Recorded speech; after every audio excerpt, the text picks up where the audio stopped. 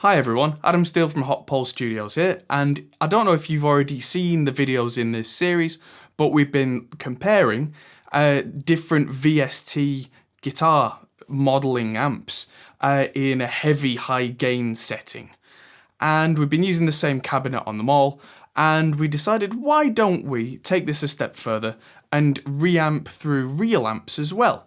So today, instead of throwing one or two in, we're going to look at lots of different amps, basically the ones that I had in the studio, and also throw in the Two Notes Lead tube preamp through the different power sections of each amp. So let's have a listen to those.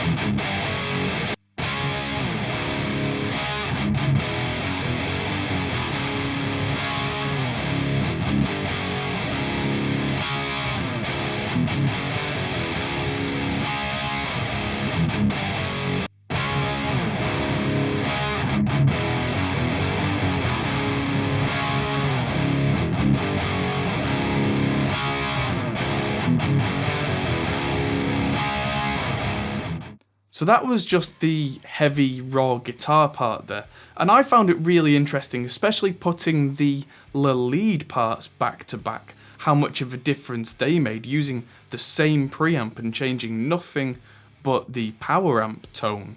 Of course there were massive differences between the Marshall and the Peavey Windsor and the 6505 because they're different high gain amps, and you could hear even with similar settings those amps responded quite differently.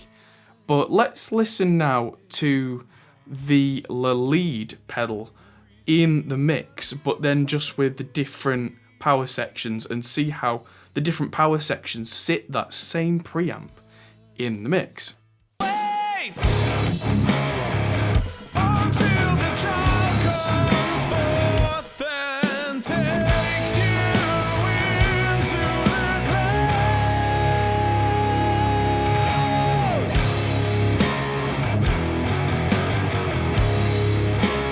Wait! Until the child comes forth and takes you into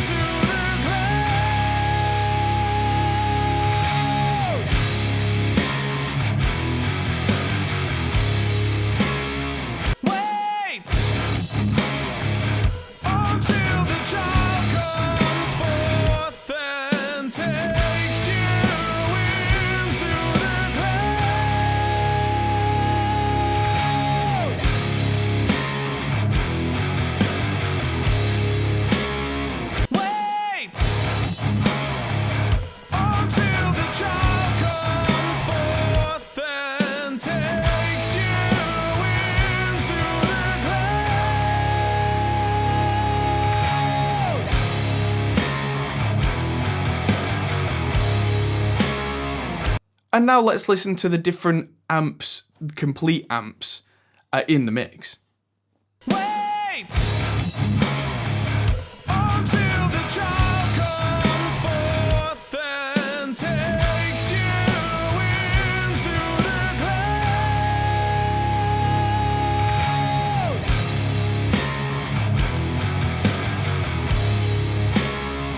Wait until the child comes forth and takes you into the clouds.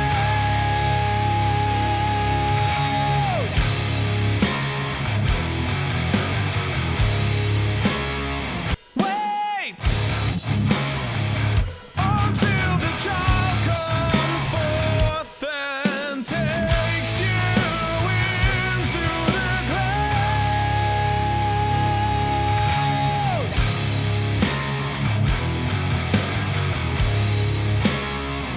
Wait until the child comes forth and takes you into the clouds.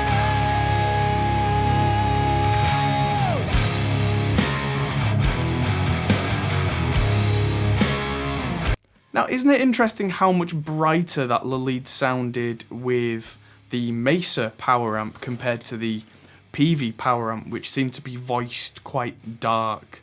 I don't really know if that's the tubes themselves or the circuit. I would imagine it's more the circuit because, of course, a valve in and of itself is designed to be almost identical type to type. I know there are subtle variations between one brand or design of, say, 6L6 power tube to the next 6L6 power tube. All other things being equal, I think the circuit would make more of a difference there. Although, of course, if you disagree with me, feel free to say so in the comment description thingy below, because it's always good to get conversations going about this kind of thing. Let's listen to the clips back to back of the gain being backed right off on the guitar, so that it's a relatively low signal going into a high gain tone. Let's listen to those back to back.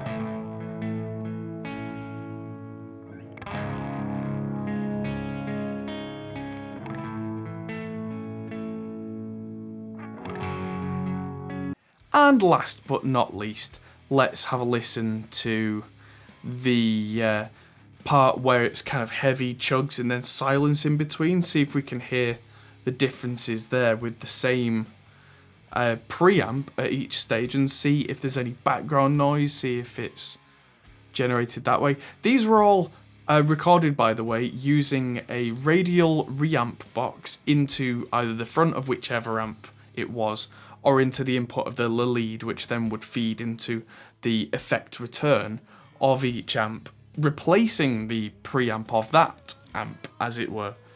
And then the outputs of those were all captured with the Two Notes Captor, which is a 100-watt load box.